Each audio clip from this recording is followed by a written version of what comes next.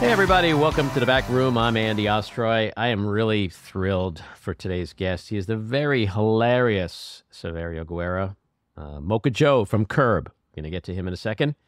But first, I want to thank you for tuning in today. We appreciate you listening, and we'd love to hear your comments. So email us at backroomandy@gmail.com and or post on our social media, and we'll read a few next time.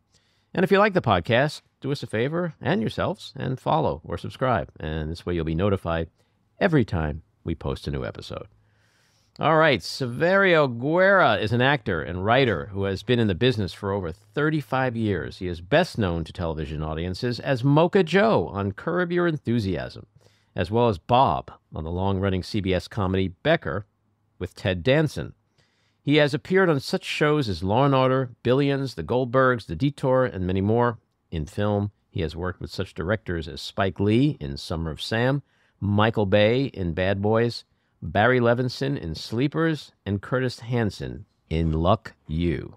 Saverio, welcome into the back room. Hey, man, how are you? Great. You're actually in the back room. We love when people come in. It's an actual little back room. Yeah, it's a good name for the space. We don't bullshit in the back room. It's a back room, or the back closet. I noticed Mocha Joe walked in with his own cup of coffee, and we have coffee here. Would you like a cup of coffee? No, I'm good. Actually, you sure? We get it from Latte Larry's. This is an honest cup of coffee. I paid for it. It's all about the beans. We get the in Manhattan. I don't pay for coffee. Only in Rhinebeck, and I don't think I paid for a cup of coffee in Rhinebeck. You know, in anywhere since Curb Your Enthusiasm aired, it's very rare I pay for coffee because I usually get charged double or it's free. Yeah, I had a guy who refused to serve me in a Starbucks in Manhattan with my daughter, and I got up and I said, "Hey, can I have an Americano?" And he was like, "I'm sorry, I can't serve you." And I said, "Well, what are you talking about? I can't serve you." I go, "Dude, I want an Americano." He goes, "No, I can't do it. I'm such a diehard Latte Larry fan, but I won't serve you." And he got someone else to help me. I thought he was joking. You also don't like the sizes in Starbucks. Never would say. I always say, "Give me a small, medium, or large," and I refuse to say venti, whatever. What is it? Venti? I don't know, grande. Grande. Yeah, grande. Let me get a grande. Why would I say grande? It's just the weirdest thing ever. I know. So you're a really funny guy. Were you always funny? Were you as a kid cracking everybody up? Were you the class clown? No, I wasn't the class clown. I certainly, talked a lot. And, well, I like to think of myself as not the class clown. No, but I mean, I always had a comment or a conversation. I mean, I was 4 for 2 and named Saverio, so I had to be good at something. You know what I mean? I was 4 for 2. I was named Saverio. My dad said, "Look, you're going to get your ass kicked. So you're going to have to hit first, He was like, "Look, you pick the biggest guy in the group and punch him in the face." I don't know if that was solid advice, but, it worked. Where'd you go to school? Rikers Island? No, pretty much. Almost. No, I went to school I went to Catholic school for the first 4 years of my life. And then we moved from Red Hook, Brooklyn, which is, now they call it Gowanus. Gowanus. Give me a break. It was Gowanus, and it was Red Hook, or South Brooklyn when I grew up, and it was, it wasn't like it is now. And then my dad, we were able to buy a house in another area of Brooklyn in Bensonhurst, and then he had it with Catholic school. Mm-hmm. As we all had. Bensonhurst is where Saturday Night Fever was filmed, right? Yes, and we bought a house in Bensonhurst, and. So he said, you guys are going to public school. So, and we did. From the 5th grade on, I went to public school in Bensonhurst. Mm-hmm. And so 4'11" and named Saverio. So there was a lot of bullying? I'm 5'7" now, by the way. I want everybody to know that. I'm 5'7" now, yeah. You're a giant among men. I'm a giant amongst the a giant in the comedy biz. Yeah, I pulled it out. I got the 5'7". I don't know how, but we managed. Yeah. Mm-hmm. The surgeries were hard, but we did it. Well, you know what? They have kids today who are on these medicines. Well, they did. I have a funny story. When I went to school, they called my mother up to school and said we needed to speak with her in Catholic school. And right before I left, and they said, basically said, "Look, he's too short, and we suggest we give him hormone therapy." And at the time, I think they were plugging all the shots to get kids to make them taller. And my mother said something really inappropriate to the nun. And she was like, "Well, everybody's different. He's just short. You got She said to a nun, "You have little boobs, and I have big boobs. And it's the way it works, you know." And I thought that was great. And the nun said, "No, actually." My mother said, "No, we're not giving him hormones." It was never that thing. My parents, I was always made to feel like I do. I'm lucky that way. My parents gave me like this amazing amount of confidence. They were never like, "Look, if somebody doesn't want to hang out with you, that's their loss." You know, they always, you know, they put me in a position to feel good about myself regardless, you know. To be a comedian, to be someone who tries to make people laugh, don't you need an enormous amount of confidence? Because to put yourself out there that way. You know, I was a musician, so I was a drummer, and music was my first love, and I played love, and I always had a rhythm, and I always knew rhythm, which for me, comedy is, there's a rhythm to it. You know, that's why comedians can say sort of stuff that doesn't even mean anything, and people laugh. You know, it's like you could if there's a rhythm to it, right, you will laugh. You know, sometimes you see Robin Williams go on those rants, and there's like 2 sentences in there that don't even make any sense. Right. Or Jonathan Winters, you know, like, what did he even say? Right. But or even Don Rickles, and you're laughing because it's just the rhythm of it. I mean, I saw Don Rickles tell Julia Roberts once, "You don't have any lines, honey, don't talk." And it was just the funniest thing I had ever seen, because she started talking, and he was, "You don't have any lines, don't talk." And it was just amazing to me, because it's not really that funny, but the rhythm of it and shutting her up is kind of funny. What's that persona thing? Certain people can say anything and it'll be funny because of who they are and how they say it. Like Rickles, yeah, Jonathan Winters, those guys, they were just they were funny. They could say anything. And yeah, sometimes like Rickles would go on longer than the bit needed to be, and the stuff he was saying didn't really make any sense, or wasn't sort of like funny per se. Ha ha! I wrote a joke funny, but it's still in its entirety really funny. Like the character's funny. Him just, you know, right. It's amazing. It's pretty amazing. But I mean, yeah, for me, it's about rhythm, and I don't know. I've always had an energy, that's for sure. So you play the drums? I do, yeah. Well, I play the drums. Yeah. Did we talk about that? We may have. I don't know. We talked about so much. I know. We covered a lot, though. Yeah. Yeah. But this is essentially our second date. Yeah. Be careful if you want to have a third. I'm buying on the second date, definitely. What? Were you ever in a band? Or you just bang around yourself? I played in bands. No, I played in bands and stuff like that. I mean, I really wanted to be a musician, but I don't know. Then the acting sort of, you know, I got into a really bad. Oh, this will bore everybody, but what happened was I got into I was playing drums, I was playing music, and then acting interested me, I guess, in the back of my mind somewhere, or comedy. You know, like just in general, I was a big fan of comics and just funny people, movies, or just, you know, actors. And then but it never occurred to me. I was playing the drums, and then I took a job, and I long story short, I got into a car accident a truck accident while I was working on the job. And I flipped the truck.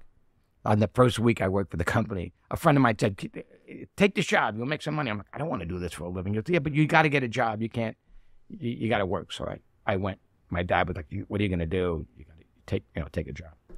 And so I took this job, and the first week I had it, I flipped the truck over. A woman cut me off in New Jersey. I flipped over down a hill, and I was in critical condition. Wait, bad drivers in New Jersey? Oh my God, no, unheard of, isn't it? Jesus, shocking. You're making news here today, only in the last Saverio. 10 years. No, and I flipped. A woman wanted to get off on an exit, and she was in the left lane, and she cut in front of me, and I'm driving this 12-foot flatbed with these like big batteries on the back that make machinery run. I have no reason to be there. And I swerved not to hit her, and I hit the embankment. I flipped over down a hill. I was in critical condition intensive care for 10 days, not expected to live. Broke every rib on both sides, right and left scapulas, lacerated my liver, lacerated my kidneys, ruptured my spleen. They removed it. So it was like then, in an odd thing, I was in the hospital, and I just said to myself, if I get out of here, I'm never going to do anything anyone else wants me to do. I'm going to do what I want to do. Oh, wow. Period. And I just said, I don't know what that is yet, but I'm going to do, no way. Mm-hmm. And I just, I was able to get better. And you should find that woman in New Jersey. Yeah. Sounds like she kept going. It sounds like you owe your life to her. She never stopped. Yeah, well, I always say I crashed into my life. Like everything good happened in my life after that crash. So it's like I crashed into what my actual life was supposed to be in a kind of weird way. But are you a religious man? No. Because that sounds very religious. Oh, really? Does it? Oh, interesting. Or spiritual. Can we get some religious music here in the back room? No, I crashed it, but everything great happened in my life. I met my wife after that crash. I became, and because everything great in my life happened after I made the decision to be an actor. Well, You know, and I said if I get out of, I knew I wanted to be an actor, but I didn't know how to go about it. Music was something every kid, you didn't have to know how to go about Right. it. You got a guitar, or you got drums, and you kind of did it. But acting, I was like, oh, this is going to take some. I'm going to have to figure this out. And then I promised myself that I would do it. And then when I was able to move around again without telling anyone, I just sort of went around the city looking around, asking questions, and I found HB Studios in Manhattan. And I signed up for an acting class. But the great thing was, see, I couldn't work. So no one was telling me to get a job because I was too injured and I was on disability because of my injuries. So nobody could say, get a job. So I was in peace. let's let him let him act until he's better. Let him do it. Yeah. And because they were like, he can't work, but I couldn't work physically while I was recovering. So I said, you know what, I'm going to use this time. Did you milk it longer than it actually? Oh, I'm still milking it. Yeah, 35 years later. My parents are like, get a job. I'm like, no, my back is hurting a little bit. That's me on television, Mom. So they still ask me, someday you'll make it. I'm like, seriously. My mom still asks me, my dad's like, you got money on you? You need money? If I go to LA, I'll stop by their house. I was going out to do Curb Your Enthusiasm, and I leave from JFK because I'm up here, so I go in the night before, and so I go over and see them, And they know I'm going to LA, and my mom's going, you got money on you? What are you going to do out there by yourself? I don't understand. What do you do out there when you're by yourself? I'm like, Mom, I'm working. I lived out there for 17 years. I have friends. It's like my second home. I don't understand. You're going to go by yourself. What's Kim going to do? She's going to be in Rhiniecliff. She'll be fine, That's your daughter or your No, my wife. Uh-huh. Yeah. Like, my wife suddenly can't be without me. She traveled the world with Duran and did 2 world tours. She used to work with Duran. Oh, wow. So she did 2 world tours with the band. And now my mother thinks she can't get gas at the gas station by herself. So you mentioned before Jonathan Winters, Rickles. I would imagine these were your inspirations growing up. Any others? Well, actually, no. Not guys like No? Winters. They weren't. No. My inspiration were the guys who could. My inspiration were guys. When I became an actor, everybody wanted to be. This sounds really weird, but when I loved acting, everybody wanted to be like Robert De Niro, James Caan, and I wanted to be John Cazale. I wanted to be Fredo. I said, that's the part you want to play. Fuck Sonny, that's easy. You want to be Fredo. That's the part, and that's what I wanted. That appealed to me. That's the guy I want to be. What is it about Fredo's character? Well, John in general as an actor is just sort of my acting hero. Like I just not, there's no, just the absence of any vanity, the absence, just the work, the absence of any vanity, the total utter commitment to what you're doing. That's I think when I do Curb Your Enthusiasm, I think part of it is I think like I said to Larry David once. A long time ago when I was doing the first season 7, when I just came in to do the 1 episode that introduced Mocha Joe, and I was like, well, who's good on this show? Like, who does better in this environment, this improv environment? And he said, actors, believe it or not. Why is that? Well, comics want to get a laugh. Right. So they're always trying to get to comics, I imagine silence is death. Right. You say something and no one laughs. You're like, well, but. So there's a sort of instinct to top maybe what Larry's saying, or to be funny and to be witty. Like I'm a witty guy, but Mocha Joe, I don't bring those witticisms to Mocha Joe. Right. I commit to playing Mocha Joe, the angry coffee guy who can't stand Larry. I could think of some really funny things to say that I can say they're from Mocha Joe's mouth, but they just don't feel right to me. They feel like they're more Saverio than Mocha Joe. So I commit, and I think Larry loves actors, and I think he loves the fact that there's a complete, utter commitment, and I'm not trying to top him or do anything different to change the scene. I think that's what he likes. I mean, it's acting. The show's got actors, so it's Larry's acting, a really right? good actor, and people don't, and I don't, but that's what I'm saying, is like, he doesn't get enough credit because everybody thinks that's just him. Right. But if you work with him in the scenes and you see what he's doing and you go, oh, yeah, he's acting, because you get it. Like all those guys, Richard Lewis, who's hysterical comedian so and funny. playing himself. But if you watch those scenes, you'll go, oh, it's acting. But like you said, none of us are winning Emmys because we're all playing ourselves, I watched I watched a bunch of episodes last night from season 10 and obviously Mocha Joe stuff, but when Richard Lewis is doing his stage performance, but they all ate licorice and it's giving my them God. diarrhea. Yeah, he ate the Bavarian, the Bavarian licorice from the BMW dealer, I think. Yeah. Oh my God, Yeah, it's just so funny. I have a favorite scene with Richard. I worked with Richard 34 years ago. I did a movie with Richard. He was the lead in it, and called Drunks. And everybody was in this movie. If you look it up, it was like every person that went on to be like this tremendous actor. And Richard played the lead. It was Gary Lennon wrote it, and it's about he was an alcoholic, about being in recovery. And that's when I met Richard all that time ago. We had one scene together. It was freezing outside on one of those low budget independent movies where they had like the little packs you put in your pockets to keep your hands warm. Freezing our ass off. There was a phone at a phone booth, a scene at a phone booth. He comes by and I'm in the phone booth, and I don't know if he asked for money or whatever it is, but we had this scene. It never made it into the film, but that's when we met. And I've always, loved him, loved this comedy, and then all these years later, season 10 comes, and we're shooting the scene. And I said, I got to bring Richard's in this scene. I said, oh, really? And he goes, so he puts him in Mocha Joe's, and he's got that scene where. No, the scene where he says, I'm boycotting Mocha Joe's. Oh, yeah. And then Larry catches him, and he says, no, boycotting him with you. I didn't say I would come here by myself. Yeah. And then when I come over and I go, it's this guy. He loved the fact it's so stupid stuff. And I come over and I go, Mr. Lewis, is he bothering you? And he goes, yes, he's bothering me. And that Richard Lewis boy.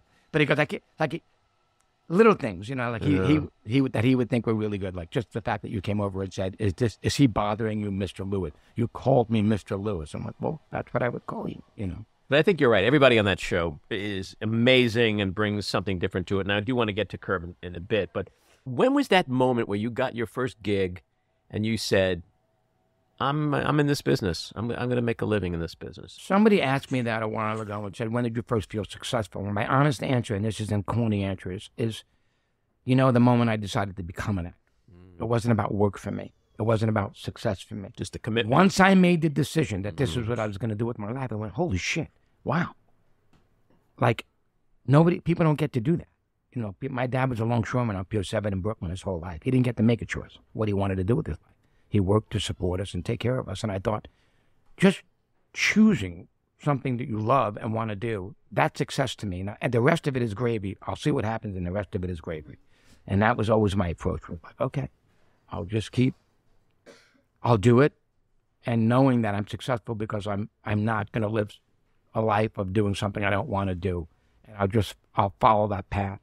I mean, as far as getting work and thinking, okay, everything leads back to Larry David for some reason. But when I got my first pilot, I got a pilot for Fox at the time. It was my first pilot ever. I remember calling my mom at a payphone from like a Marriott. And I said, Ma, I went out to test. I said, Ma, I got the part. They go, are they paying you? I'm like, yeah, they're paying me. Don't worry, they're paying me. But I call them and get in the part and go, wow, I got a pilot. So that was great. And ironically, that was the pilot where I met Larry 35 years ago. Oh, wow. Yeah, I met Larry, his wife. Does he remember that? He doesn't care about anything I say, really. I think he shakes his head and goes, yeah, shut up, you little. No, I don't know. I reminded him once, we met. He remembers it if I bring it up, but, well, But I met him, his ex-wife, Lori David, was producing the pilot. At the time they were married, and she was the producer of the pilot.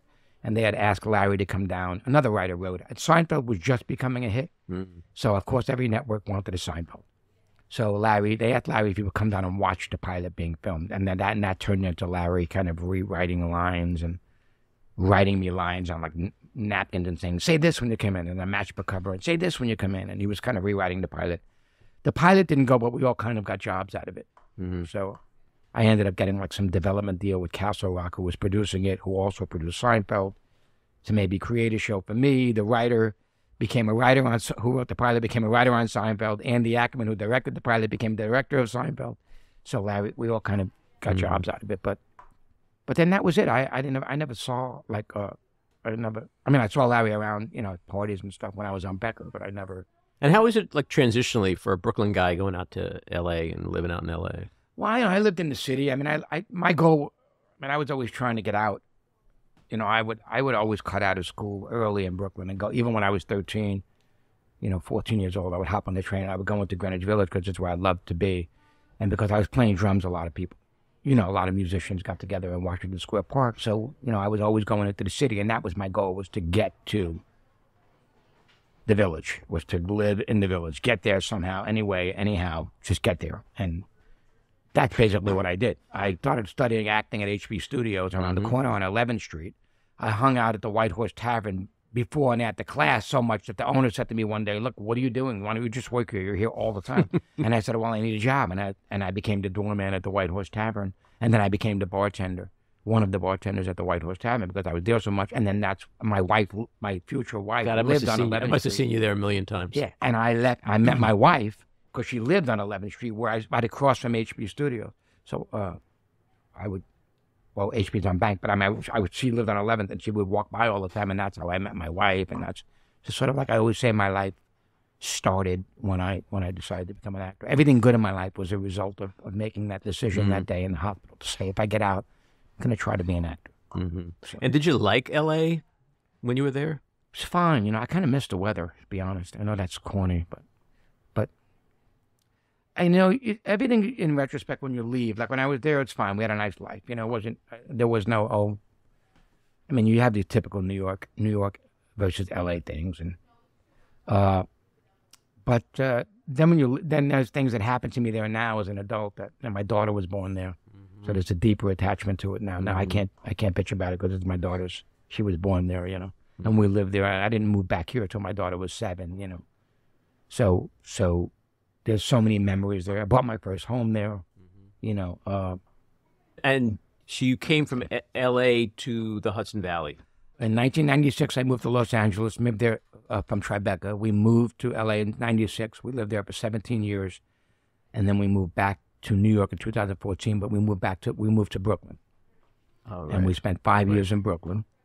And then we moved up here. And what made you decide to give up Brooklyn and the city and be a full-timer upstate New York? Too many white people, too many yuppies, too many baby carriages, No, just too much. Too many Gowanus people. Yeah, too many Gowanus people, too many, like Larry would say, latte, double kappa, whatever they call it, too many. Coffee bullshit. Yeah, coffee bullshit. People, yeah. It was just a way of life that, people were great, but I just, just everything, it's just too much, and I want a better school for my kid. I didn't want to go through that routine of this middle schools, and so we thought, let's go. We came up to the Hudson Valley a lot, and when we moved back for the 5 years we were here, we moved up, and we just sort of always came up. So we thought, well, what if we live up there?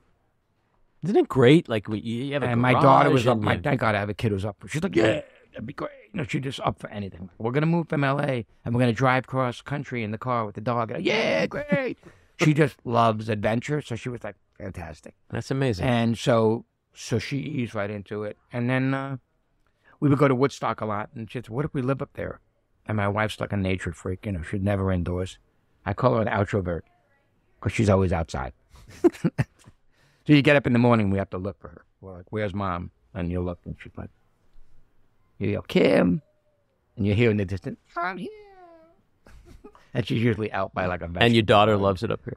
She does. I guess. She's got a sweet spot for California, I must admit. She said she's thinking about looking at California colleges. Has she been bitten by the acting bug? No, I have to say no. She's an amazing artist. My wife's an artist, so she's got that gift. We on our first date, we talked about how you look like Robert De Niro and Mel Brooks. Oh, what a great... and Brad Pitt. Yes, and I also had a little Brad Pitt in there. No, a little Brad Pitt in there. No, I told you Barry Sonnenfeld, the director, once said to me that I was a cross between Robert De Niro and Groucho Marx. You want more coffee? No, I'm good. Sure, good. Yeah, we got the beans. We got we got the beans. Yeah. All good coffee starts with the beans, Larry. Awakenings with De Niro and Robin Williams. Yeah. I worked on that as a glorified, extra. I played one of the, patients in the psychiatric home. So like I'd always be like in the back playing some patient, like with some, made up disabilities. Everybody's making faces. Everybody's just going, and it's like a room full of Trumps. We don't know what we were doing, but watching Williams, make De Niro laugh at every take, just sort of brilliant. Here he is playing this like complicated character, you know, with all these issues, and Williams is just making him laugh. And when you work with people like that, are you was just a fun like in experience. constant awe? No, Or you're I able have to to say, I was never one of those guys. I don't know what it was, because I guess I was a kid from Brooklyn, and we were always taught never to make a big deal out of anything. You know, if you walked into a bar and, you know, Frank Sinatra and Dean Martin walked in, shut your mouth, mind your business, don't fucking look, don't be a jerk, don't fawn, you know, all that Brooklyn stuff, you know. So we were always cool around people, and it was uncool to make a stink. So, but in turn, that gave me this thing of, you know, the negative thing of not sort of appreciating the moment when it was happening. And I always said, I respect these people who know, like, wow, this is kind of like amazing. Like, I never had those moments. Like, I worked with Ted Danson for like, you know, 5-6 years. And, you know, I grew up watching Ted on Cheers, and I never went, you know, oh, hey, I'm working. Wow. Like, I'm working with the guy I sat on my bed and watched on Thursday nights, you know, because I was always about, you just do the work. You do your work. You come in, you do your work. It's none of your fucking business. That's Robert De Niro. But do you ever stop in that moment? That's Robin Williams. Right. Now I'm like, wow. I just look back and I go, oh, you know, somebody was saying to me, oh, could you do all this stuff? It's hard for me to go to take that route, you know. Ego's... But even just for a moment I believe ego's the enemy. I've arrived a little bit. I'm with Ted Danson. I don't know. I'm with Robert I'm still De Niro. waiting to arrive. I really am. I'm not going to lie. So I've had this very good career, but sporadic career. Like other actors work more than me, which is envious because I need to make a living. But then when I get jobs, I get great ones. Like, you know, like I won't get a job, but then when I finally get one, it's, you know, Curb Your Enthusiasm. Right. And then I won't get one. And then it's, you know, Becker. So, but yeah, I mean, everybody, who doesn't? Every actor wants to work more in terms of, you know, being able to do this for a living, because it's what we do for a living. You know, people forget that. So Mocha Joe was a guy on the lot, but also Larry had gone to Martha's Vineyard, and he got a cold cup of coffee, and that's the kind story. of Yeah, that's the story he tells. That was the inspiration for 10, not the original. Mocha Joe appeared in season 7, the final episode of season 7, where he reunited the Seinfeld cast.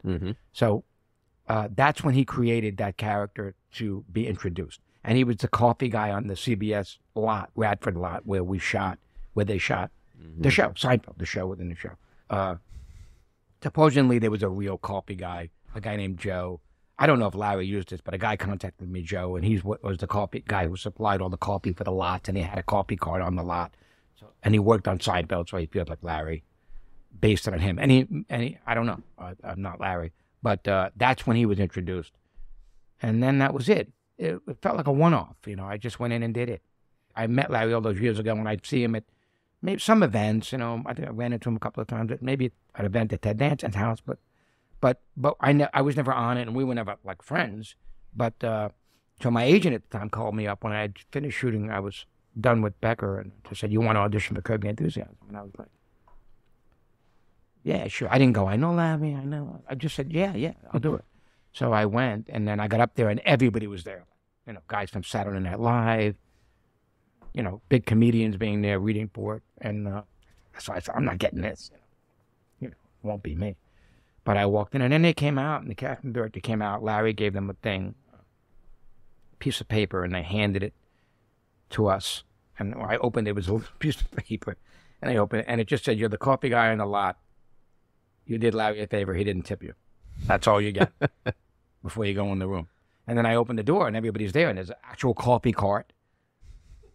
There's a cart in the middle of the room, and Larry's there. He's like, "Hey, all right, let's just do some improv." And I was like, "Okay." And we just did it, and that was it. And I left. And then my agent called me up and said, "Hey, they want you to do this." And I was like, "Okay." And I went down the first day, and then I started seeing all the people from Seinfeld. And I was like, then I saw the director, Andy Ackerman, who was director of all the Beckers, and I said, "What are you doing here?" He's like, "I'm playing myself. I'm the director of Seinfeld." I said, "Well, what are we doing?" He goes, "Larry didn't tell you?" I said, "No." He goes, "Oh, he's reuniting the Seinfeld cast." So then I saw Larry. I'm like, "Wait, why don't you didn't tell me it?" "Oh, no, I'm reuniting the Seinfeld cast." I said, "You didn't tell me?" No. What am I doing?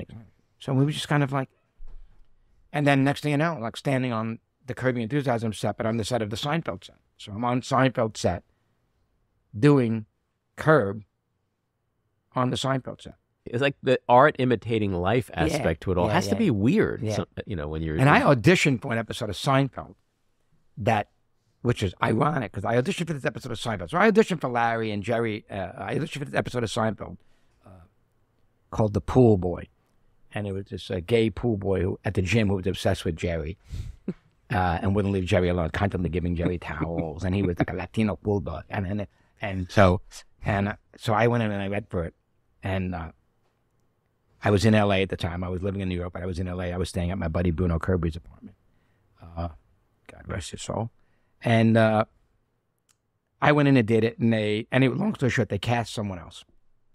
And I had that rare thing happen in an actor's life. I went and auditioned for Seinfeld, and I got back to the apartment. I was staying at Bruno's, and I got back to the apartment, and my agent called and said, hey, there's a play you did in New York. They're turning it into a movie, and they want you to do the movie. You leave for Vegas tomorrow if you say yes. And I was like, who backed out? Because if I leave for Vegas tomorrow, they fired someone. I wasn't the first. I'm not the first choice. So, and you didn't get the Seinfeld episode. I said, oh, okay, great. So I went and I did this movie with Rebecca De Mornay, Delroy Lindo, Michael Madsen, Frank Whaley, Billy Bob Thornton. It was a play that was done in New York, and they're turning it into a movie. And I went and did this independent movie in Vegas. And while I was in Vegas doing the movie, my agent called and said, hey, they called from Seinfeld. It didn't work out with the other guy. He won't do what they want him to do. He thinks it's being derogatory to whatever it was at the time, you know. He didn't want to do Hispanic. He didn't want to do the typical gay guy, whatever it was. I don't know. They want you to do it. And I was like, didn't work out. The movie was so low budget, they had no way they could let me out to do it. So I ended up losing the episode of Seinfeld. But then, ironically, all those years later, I'm now on the set of Seinfeld on Curb Your Enthusiasm, doing Curb and Seinfeld almost at the same time with Jerry. It's crazy. So you just go, wow, what a weird kind of, like, I lost to Seinfeld only to work with Seinfeld on Curb Your Enthusiasm those years later. So you said Larry would tell everyone to constantly say Mocha Joe. Like it's almost like a brand. Yeah, you mean refer to that was? I mean, I'm assuming that's what he told people. Yeah, I mean, I know that because everybody. Yeah, I know they do that. I know there's a repetition that he likes. He loves rhythms, I would imagine, because he loves rhythms. Same thing like with Marissa Tomei on Seinfeld. Marissa Tomei. Because of the rhythm of the rhythm of her name is, you know. He also loves like Mocha Joe. Mocha Joe. That's why in that names. Scene, Jerry's like Mocha Joe. What? You don't know. Mocha Joe has nothing. Right. What did Mocha Joe get from you? Mocha Joe has nothing. So it's like a non. So in a weird kind of way, it drilled into people's minds so much that I did the series finale in season 7, and my own agent asked me, how many episodes of Curb did you do this year? I said, 1, you idiot. You're the fucking agent. He goes, oh, it felt like you were on more. I go, yeah, well, not my accountant doesn't think so. Only you. So when Larry first goes into Mocha Joe's and the coffee is cold, and then he sticks in 10. Now when she's in 10, yeah, sticks his nose in it. Do you know whether that was something he just thought of in that moment? No, I didn't know he was going to do it. I didn't know he was going to do that. You know, obviously the whole show was structured, but there's no dialogue. So, and then for plot, there are certain things they might want to hear in a scene. So they might say, Jeff Schaffer, the director and co-writer with Larry, will say to me, Saverio, at some point we just need you to, in some point in the scene, you got to insult Larry. And I say, okay. And then at some point, you know, just do it. But at some point, you got to insult him. And because that's what's going to him, that gives him his motivation to take the next, take it to the next level. Or at some point, Larry, you got to get up and leave. So we just do it. And then you would do it, and I go, you know, and he did the, you know, nose in the coffee. If this was coffee, could I do this? So then that was my opportunity, and that's why I just said, well, okay, this is my opportunity to insult him and say, well, no, that just makes you an old bald fucking nut. And which he then uses to later. Go to, old bald fucking nut. And then JB steps in and goes, oh, you know. And then when he's on a date with a woman. He goes on a, he goes on a rant because he's a fucking genius. So when you know you have to insult him, do you sort of say, okay, I'm going to wait until I'm in a moment in a conversation and then just. Yeah, I won't go right to the insult because there's a whole scene before that. It's getting the. But you don't plan it in your head. like, what should my insult be? Like, No. you know, so he No. dunked his nose in, No. and that was no, it. no, It just I don't came know. out. I don't think about it ahead of time. Uh-huh. No, I don't. I go off of what he's giving me. But like I said, it's just structured sort of like, you know, he goes, "Hey, Mocha Joe," and he calls me over, and I come over, and I go, "Yeah, well, you know, what's up?" And he's like, "You know, it's called, just call." You know, and whatever. No, first you said the wobbly table. So, Right. you know, what table's wobbly? So I'm like, well, By the way, how's our tables? yeah, they're good. They're good. It's not wobbly, by the way. In the back room, it is not wobbly. By the way, I love what you said to Ted Danson when he finally said to you, "Oh, and the table's wobbling." You're like, "Yeah, stick your fucking foot on it." Just put your foot on it. So that's what I said to Larry. Well, just put your foot on it, you know, because you don't want to be. You want to be as an outrageous, you know, because Mocha Joe's an asshole too. You know what I mean? So you know, it's like, it's not like Larry's just the asshole. Mocha Joe's an asshole. The table is wobbly, but I'm like, just put your foot on it. That's what everybody else does. Anything to aggravate Larry. You know, You said the show is a lot of the shows are about Larry having that nemesis who is who can be the bigger asshole. Yeah, as a viewer, you go, okay, you know, like, it's sort of like, yeah, you want to, because if I just go, oh, he's an asshole, it's not funny. If he's just an asshole, he is an asshole, but, you know, most people would give him, you know, if I say, yeah, oh, yeah, it's cold, let me give you another cup of coffee. You know? The interesting thing about Mocha Joe was I noticed that when that aired, people started giving Larry right. They were like, Larry's an asshole, but he's totally right with this Mocha Joe thing. This Mocha Joe guy's an asshole. You know, so people started like, and that's what I think you're searching for. It's like they're giving Larry fucking right. Larry's a jerk. Right. But they're choosing, you got to choose the lesser of the asshole. Right. And I think, but it's also not funny. You know, a friend of mine did an episode once, and I think, you know, he was supposed to bump Larry's car with like a car accident scene, and then he hits the car, and Larry gets out, and Larry's, what are you doing? You hit my car, and then Larry realized, you know, it's not funny. You hit me, and you get out, like crazy. Like, what are you doing? That's funny. So he hits Larry, and he gets out. And goes, what the hell you doing, man? What are you doing? And he goes, you hit me. You know, it doesn't work. Right, Of course, I'm going to be mad if you bang into me, but if you hit me and get out like I hit you, that's funny. So he said you changed it right there. He goes, no, hit me and get out like I hit you, like it's all my fucking fault. And then that gave Larry the push to go, you hit, you know. So I just think it's a you know, he knows that style of comedy. Mm-hmm. He's pretty great in terms of like, I must say, he just nothing. It's very rare. There's nothing he tells me not to do. And once I gave him the finger when he said, don't give me the finger in a scene, because, you know, he didn't want it. Maybe later, or don't do it. So he's pretty good about that stuff. But he goes to places like the Holocaust shoes, like that episode. Yeah. I mean, Yeah. how the show got away with that? And I'm a Jew, and I watch it. I'm on the floor rolling in laughter. I love it because I just think Larry, he doesn't care, and in a good way. And I'm like, look, it's all there. It's all open for. I mean, people look, wow, how is he doing this stuff? Like, how does he in this, you know, in today's environment with all the stuff, you know, all this, you know, political correctness, and some rightfully so, some not rightfully so. But how does he get away with it? Mm-hmm. And you know, he doesn't care. You know. But it's fun. He's making. I don't care. He's making fun of stuff that. Yeah. You know, it's funny. I mean, we have to be able to laugh at some of this. You know, he did the thing with the MAGA hat, and they were like, they aired the first 2 episodes at the 92nd Street Y, and we, you know, so I was in New York, and I said, hey, do you want to come to the 92nd Street Y? They're going to premiere the first 2 episodes of season 10, and Larry's going to do an interview afterwards. So we went down, and me and JB and Susie were there, and. You know, the interviewer said, you know, the thing with the MAGA hat. I mean, do you care that you might get some political kickback? Oh, fuck. He said, like, I don't. And I think you can't, especially with what he's doing. It's like, look, you can't. If he worries about every little thing, it just changes what Curb is. Right. And that's not his audience either. It's not my audience. Right. You know what I mean? It's not, you know, it's like. So he's not only being funny, but he's making social political commentary. That when you wear that hat, no one wants to be around you. Like, he gets out of a lunch with a guy he doesn't want to have lunch with. He gets to sit at the sushi bar. Yeah, he wears the hat with Phil Rosenthal. Puts the hat on. They're like, no, we'll go find somewhere else. Right, exactly. He's driving in his car. But isn't that the case? So what's so wrong? Nothing matter to this. Yeah, well. And if you're worried about the people who actually wear the MAGA hat, offending them in that scene, what's the point of doing it? Yeah, I guarantee you they're not watching Curb. Who cares? And if they are, they're laughing. Yeah, and so a big question I got to ask you is a scone supposed to be hard or soft? Hard or soft? Now that's another thing. Like, and that's an odd scene because when he says to me about the scone. It's a muffin. Like a muffin.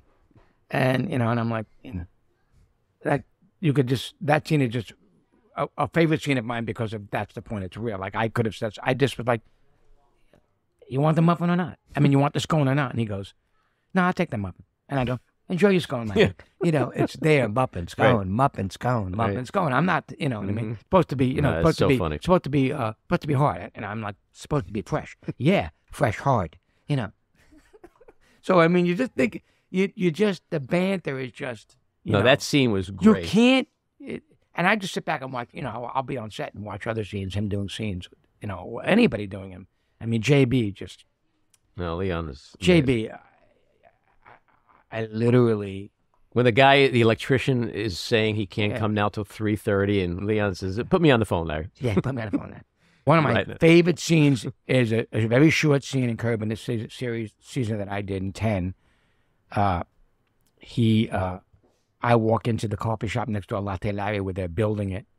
And I walk in and bring a cup of coffee and I say something and JB says, fuck you, Vanilla Joe, which I thought was just hysterical. Fuck you, Vanilla Joe. I wrote that down. That was in my notes. Fuck you, Vanilla Joe. That's what I'm saying. It's like, that's not written. He just shoots it out.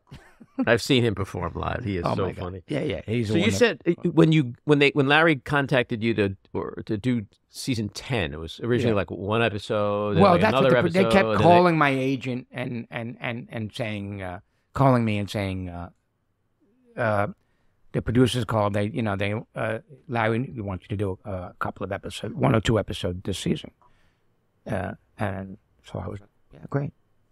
And then nothing, and then I get a call back going, they need you for 2 or 3. Okay, whenever you're doing it. And then it kept going on, and then the producers called and said, look, Larry keeps writing for you, and now we have to tell him, like, at some point, we have to make sure Saverio can do this. You're writing an entire season around that character. We haven't even asked him to do it yet, and apparently he was like, he'll do it. And I was like, and then they finally called and said, look, we need you for all 10. But I still, at that point, like I told you, had no idea what I didn't even know what I was coming back as. Like, I didn't know if it was Mocha Joe. He just said he wanted me to do, he never said Mocha Joe. So I thought, well, what am I doing? And he never told me. And then it wasn't until, and then when I got the offer, obviously they have to put the character, so they offered it was Mocha Joe, and I got the official offer. But I still hadn't known what I was doing. How was he bringing me back? What was I doing? And I had no idea. And then they wouldn't send me the outline until the night I got on the night before I got on the plane. He didn't want me to see it. And then they let me have it. I said, well, can I at least see the treatment for the first fucking episode? I mean, I'm flying out to do this. Tomorrow I work. Can I see it? And then I ran into Susie Essman at the airport. We were on the same flight. And she was like, oh, you don't know? I'm like, no, I don't know anything. She was like, I can't tell you. Larry will kill me. Larry will kill me. I can't tell you. Larry will kill me. I'm like, all right, and then it became obvious to me that when I showed up on the set the first day, they had actually rented an actual strip mall outdoors, and an actual store, and they built Mocha Joe's coffee shop.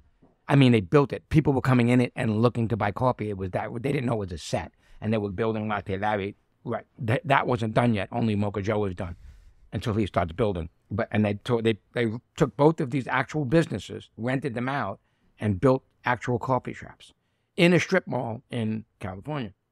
So when I got there and saw the set, I was like, all right, it's big. He's got me for all these episodes, and not spending money building a coffee shop if he's got me. Because I didn't know.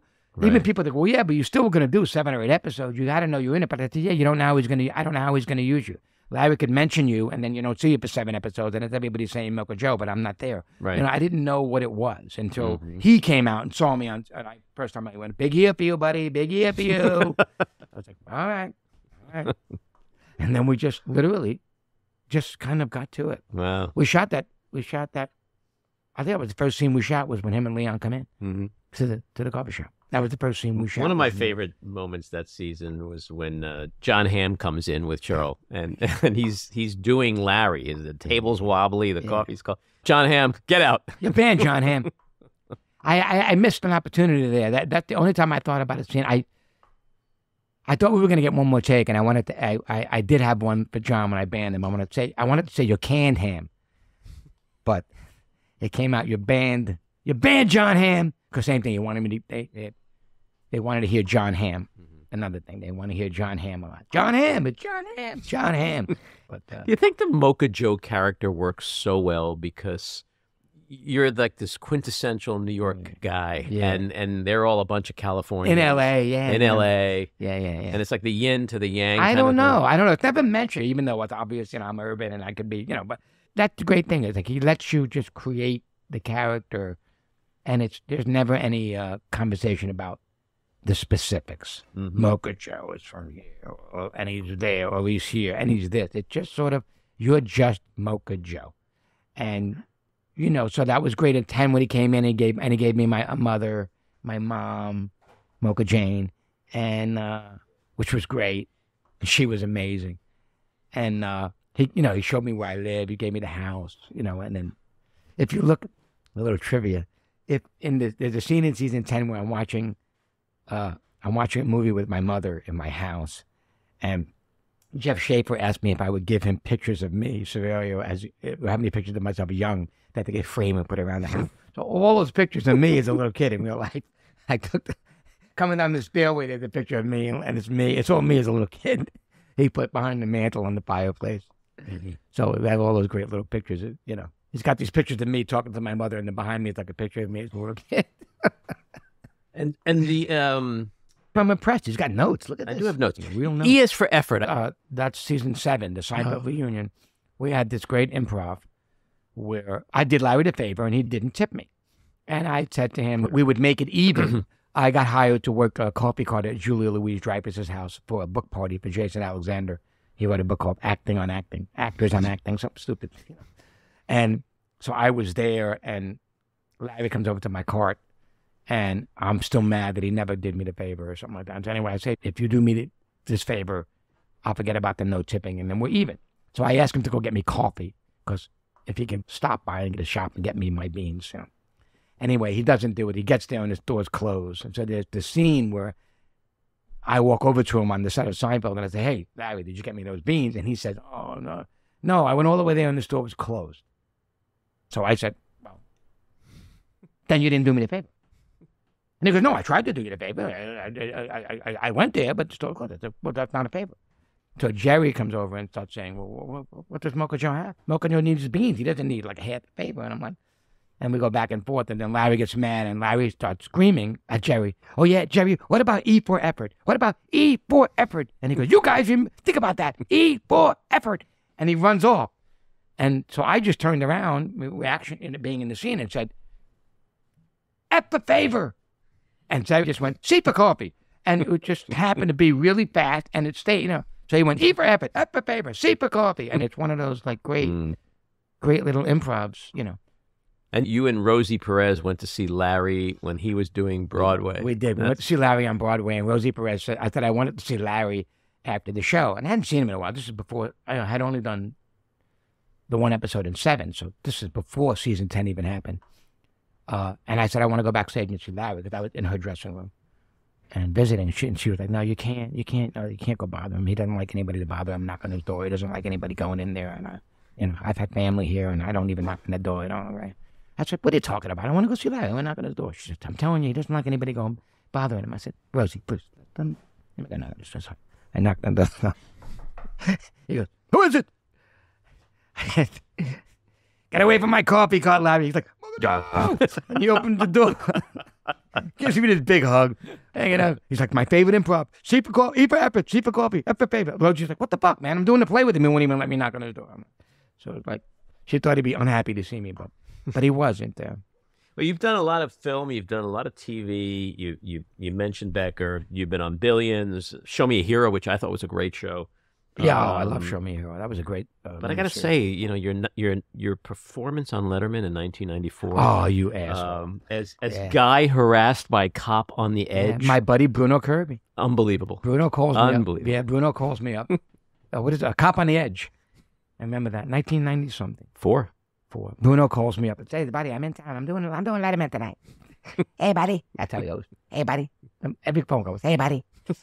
I'm doing Letterman tonight. I had a little character, a cop on the edge. I want you to come down." Do what? He goes, "Hey, you play like a punk." I go down. I beat a punk on Letterman. So we go down and we do this stupid scene. He's like the cop on the edge, and he grabs everybody. Like, stupid dialogue. He goes, "You know, I'm not just a cop. I'm a cop on the edge." And they do it throughout the episode of Letterman. Do you get to hang with Dave? Yeah, we went into the studio and got to meet Dave. Got a sweatshirt, and it's freezing. Letterman kept the studio 45 degrees. You were freezing your ass off because he wanted the audience to not fall asleep. But it's freezing. But somebody was talking about that the other day. I had not forgotten about it, but it's not on front of my brain. And I said, I did the sketch on Letterman. Oh, my daughter's boyfriend. I said, I did a sketch on Letterman. They were talking about another guest, and I thought, I think he was the guest on Letterman the night I did the Bruno Kirby thing, Cop on the Edge. So they looked it up. I didn't even know it was online, and they showed it to me. And they said, look, you could see it online. And I had seen it. I hadn't seen it in years, and just to see me and Bruno young. And we lost Bruno 17 years ago. Yeah, funny guy. Yeah, he passed away 3 months before my daughter was born. He was a really good friend of mine. Died of leukemia. But so to see it and see Bruno when I was young, I could specifically remember the moment and him calling me, going, "Meet me at Letterman," And so what's next? It's a good question. I don't know. Writer's strike. Not much going on right now. Do you do any picketing? Are you involved? Yeah. I went down the very first day of picketing. I go down. I'll try to do a couple more, but I went down the very first day to Manhattan. I did the Netflix building. I always do it. I did it in 2007 in LA. I believe in everything those guys are trying to do. I also think it's a larger issue. I think why there's so much support, and I feel it's not just about writers. It's about union busting. That's the truth. Well, that's the way they don't want us unionized. Microcosm of the country. Yeah. If you tell these guys I can do a show for you overseas, no unions, I can deliver. The only reason they don't do it is because you can't deliver. They can't deliver that show. But if they could deliver a show overseas with non-union people, they do it. It's just greed. Bruno used to say before he died, they're making us robots, buddy. They're gonna turn us into robots. They're gonna take our place. And he wasn't wrong. Look where we are. AI. It's like now you put your face on. I mean, you could put Tom Cruise in any movie you want. You could be Brad Pitt. Why not? There you go. Look at that. I did comedy callback. Exactly. Comedy callback. Yeah. One more time and we got a 3. You do any other impressions? You do a great Bruno Kirby. Do you any other? I don't. No? I do my buddy Titus Welliver doing his best impression of Pacino, because Titus Welliver? Yeah, he's amazing. But he's a master impressionist, and he does Pacino. I mean, it's scary. I mean, he would call in L.A. and make reservations for us in restaurants as Pacino. It's Al. I'm coming in with some people. He was. I want a big table. He's brilliant. I don't do Pacino, but I do Titus doing Al Pacino. He did Pacino and Chris Walken eating cereal in the morning, which is just fucking the Fruit Loops. I love the Fruit Loops. And it's pretty amazing. I can't do it. But what's the walk-in part? I don't. I couldn't. Fruit Loops. I couldn't do walk-in. Cornflakes, Al. But he literally is amazing. Well, listen. Thanks for coming in. And it's been a while since I stood in a 3x7 room. Yeah. You didn't mention a bathroom in here, $7,000 a month in a man. You didn't even mention it. You didn't even mention the ventilation. You got a little toilet right there and a hot plate. We got a 1-bedroom in the village. No, I'm not kidding. Seriously, we should do that. I'd rent it. Well, Saverio, you've been very generous with your time. This has been very entertaining. Yeah. We demand that you come back and talk. I live in Rhinebeck. What else would I be doing? All right. There's nothing for me to do but come here. You need me to do a second one? You want to do like a double hitter? Marathon. I can pretend I'm other people. Next we have... Next time you'll come in, maybe Next we as have Al Mocha Pacino. Joe, Hello, and I'll I'm do here Larry. doing, and I'm in the box. I'm in the box with the little room. It's a little room. It's not big. Hoo-ha! Not very big in the room. I did that for Larry. I said, Larry, I do my buddy Titus Welliver doing Pacino, and he goes, yours sounds like a little Jimmy Durante.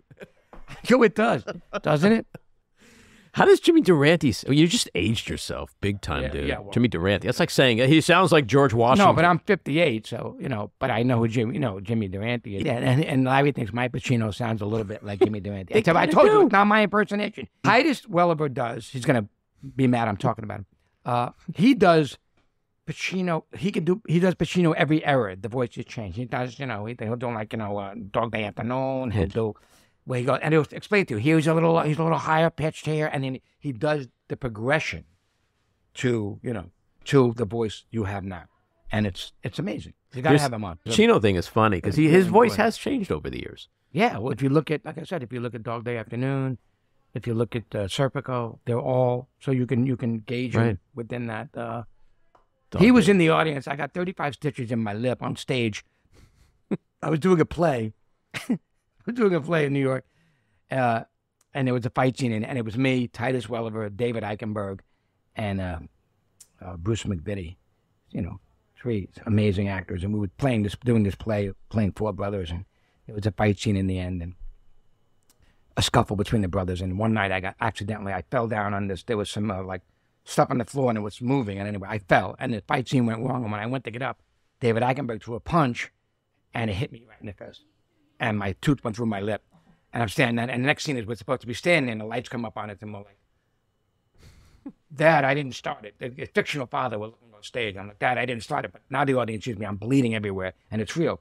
And I come off stage, and I walk in, and I look in the mirror, and my tooth is through my lip, and I'm blooded everywhere. And I turn around, and Al Pacino, he's standing in the curtain, and he sees my lip, and he's like, Saverio, we got to get you to a hospital. And Matthew Broderick and Sarah Jessica Parker took me to the hospital. So Matthew and Sarah there, David's there. They got me to the hospital. They get me to St. Vincent's, right? I got a rag. They give me a rag, and I got a rag on my face. There's blood everywhere. And I look at the woman sitting behind the glass, and I go, she goes, hi, can I help you? So I got Matthew here, Sarah here, David looking over, because he felt bad. He punched me. And I go, hi, I'm hurt. And the woman goes, where? I looked at Matthew. I said, take me to Lenox Hill. She goes, where? I said, take me to Lenox Hill. And that's where we went. And where? Take me to Lenox Hill. I got to say for the people listening, because you can't see this, Saverio, while he's doing Pacino, is literally contorting his body like Joe Cocker at Woodstock. It is the funniest fucking thing to go along with the voice. Well, again, Saverio, this has been a real thrill. You got to come back, and thanks for coming in. Yeah. And full credit to Titus Welliver on the Pacino. Of course. Nothing to do with the whole show. We owe the whole show. You're doing Pacino, and it's my Pacino, and you shouldn't be doing that. It's all about Titus. Yeah, it's all about Titus. And the beans. And the beans. All righty. Take care. All right. Bye, guys. Thank you for having me. That's episode 91. If you like what you've been hearing, and even if you don't, let us know. We appreciate the feedback. You can leave us a message at 845-307-7446. Email us at backroomandy@gmail.com or tweet to me at Andy Ostroy. And when you listen, please take a quick moment to rate and review. It's very helpful. And if you do like the podcast, please follow or subscribe, and you'll be notified every time we post a new episode. I want to thank my co-producer, engineer, and editor, Matty Rosenberg, associate producer, Jen Hammoud, Cricket Lengyel for our artwork, Andy Hollander for our kick-ass music, Patricia Wynn and the Epicurean for the Backroom Studio, and a big thank you again to our guest, Saverio Guerra. So keep your eyes on Washington, Hollywood, and your own backyards, and we hope you'll join us again next time. Have a great week.